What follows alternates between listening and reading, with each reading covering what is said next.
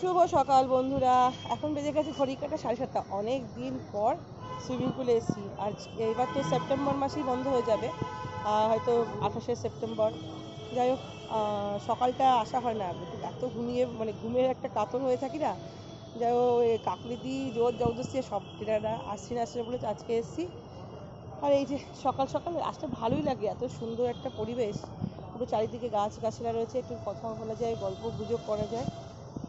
চলো, এখন কাজ শেষ হয়ে গেছে, এবার বাড়ি যাবো। তার আগে আজকে সকালে জলখাবার করবো ভাবছিলাম, চাউমিন আর ম্যাগি। তো নিয়ে যাবো ম্যাগি, ক্যাপসিকাম একটু বাজার করবো। চলো তাহলে, গুড মর্নিং। ব্লগটা স্টার্ট করে দিলাম। ভালো লাগলে কিন্তু অতি অবশ্যই লাইক করবে। আপনারা ব্লগ দেখেন কিন্তু লাইক করতে ভুলে যান, প্লিজ একটু লাইক করবেন। চলো, এই যে এখান দিয়ে ছোট ভাইয়ের মতন মনি ওরা সব প্র্যাকটিস করাচ্ছে। ওদের এখনো ক্লাস শেষ হয়নি, এই শেষ হয়নি এখনো ওদের ক্লাস। চলো যাওয়া যাক। কি হলো গো? কি বাড়ি চলে এসেছি।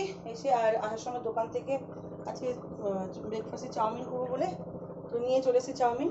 আর এখন এসে আমি চা বসিয়ে দিয়েছি।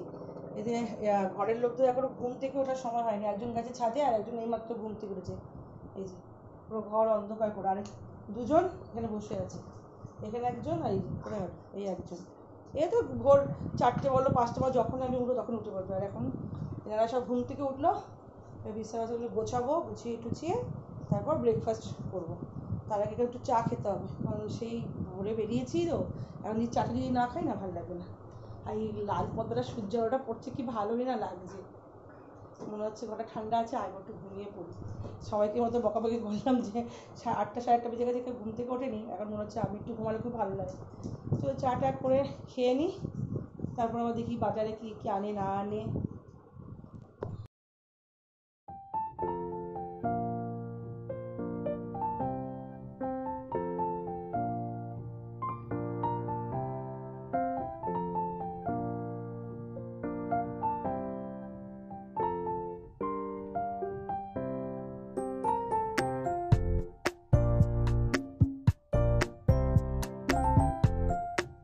চাউমিন বানানো হয়ে গেছে, সবাইকে দিয়েও দিয়েছি, এবার হচ্ছে আমি খাবো।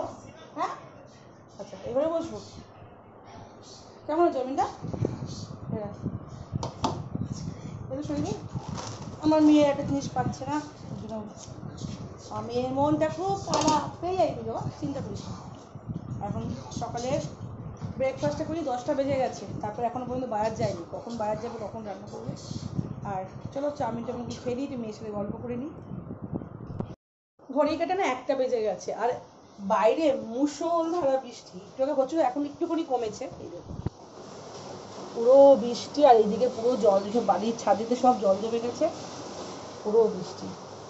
আর পুরো মুষলধারা বৃষ্টি হচ্ছে, মুষলধারা। মেয়ে গেছে কলেজে, একটু কাজ আছে একটা কাগজের ব্যাপারের জন্য জানতে, কারণ ওর সিইউতে অ্যাডমিশনের জন্য একটুখানি কথাবার্তা, যাই হোক।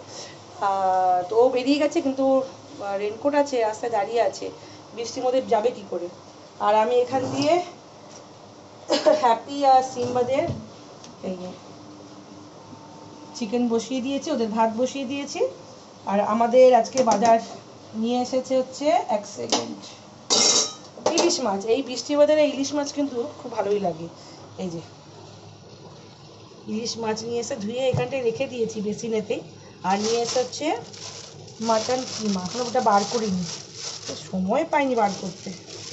এই যে মাটন কিমা নিয়ে এসছে, কিমা দিয়ে ঘুগনি করলে না হেভি লাগে খেতে।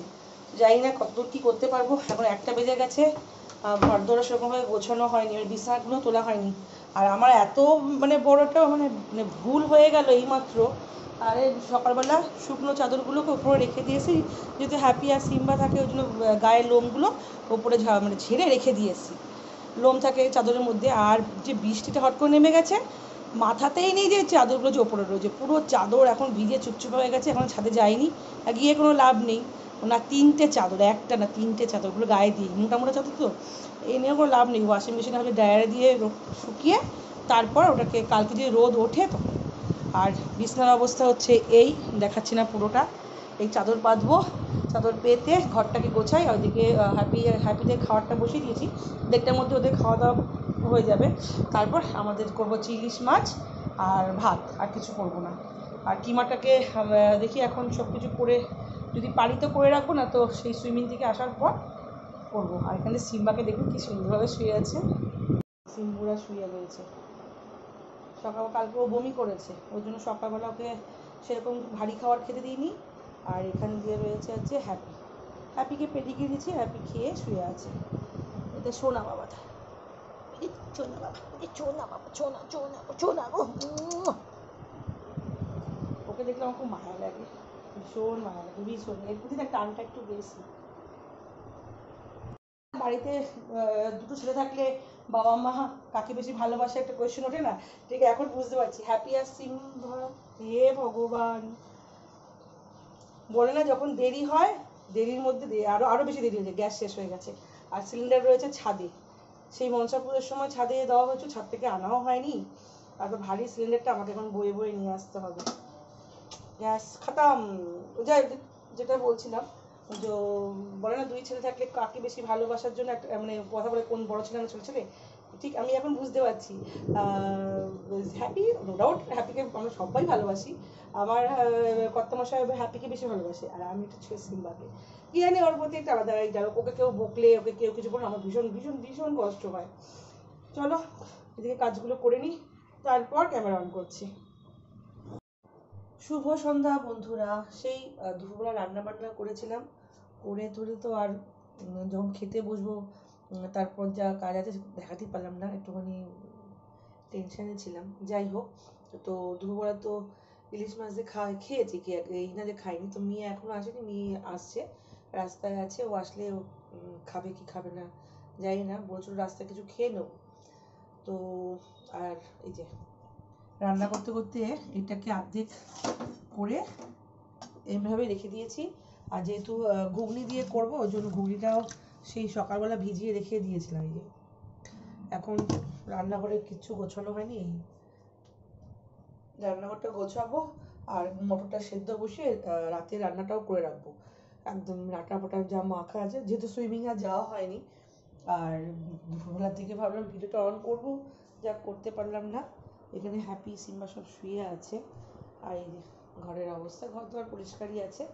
রান্নাঘরটা পরিষ্কার করে রান্নাটা করে রাতে রান্না করে তারপর স্নান করতে যাবো। সকালে একবার স্নান হয়েছে, আবার এই জামাটা পুরো ছাড়বো, ছেড়ে সন্ধে বন্ধে দেবো, ততক্ষণে মেয়েও চলে আসবে। আর আমি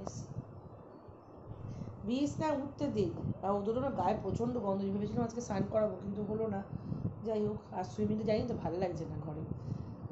চলো এবার রান্নাঘরটা পরিষ্কার করে নিই, রাতে রান্নাটাও করে নিই, তারপর দেখছি কি করব না করব। বসে আছিস কেন? হ্যাঁ, বসে আছো কেন? বসে আছো কেন? শুধু আদর খাবে? চোখে নোংরা আছে? এখন তো ঘুম থেকে উঠলে বাবু, খিদে পেয়েছে? খিদে তো পাইনি, গরম লাগছে, এখন এসে চলবে না। বাবার বিল অনেক আসছে, বাবা এবার আমাদেরকে সবাইকে ঘর থেকে বার করে দেবে, দিয়ে বলবে যাও ঘর থেকে বেরিয়ে যাও, এখন এসি বেশি চলবে না। চলো, এখন এসি চলবে না। নো নো নো, শুয়ে পড়ো, শুয়ে পড়ো, তুমি শুয়ে পড়ো, এমনি শুয়ে পড়ো, এমনি শুয়ে পড়ো, এমনি শুয়ে পড়ো। খুব দুষ্টুমি করছো। লেজটা দেখো না, পট পট পট করে লেজটা। আর এই হ্যাপি এখান দিয়ে শুয়ে আছে, ওর কোনো জ্বালা নেই, যত দুষ্টু এর। ও এখন ওই জানলায় যাবে, জানলায় বসবে, কিন্তু এত গায়ে গন্ধ যাচ্ছে না। এই যে বলতে বলতে চলে গেল। ওখানে জল আছে, তে দেখ, জলের মধ্যে বসবে, বৃষ্টি পড়েছে। হয় দেখো দেখো দেখো দেখো দেখো, বৃষ্টির জল ছিল ওখানে, ওটা হচ্ছে ওর ফেভারিট জায়গা। এই যে ও সীমা দাদা, ও সীমা দাদা, এই যে ও দাদা, সিম্বু তাকা একবার, সিম্বু, সিম্বু, তাকাচ্ছি না। হ্যাঁ, তুই যে ভেজা জায়গায় বসলি, গায়ে গন্ধ ছাড়বে না।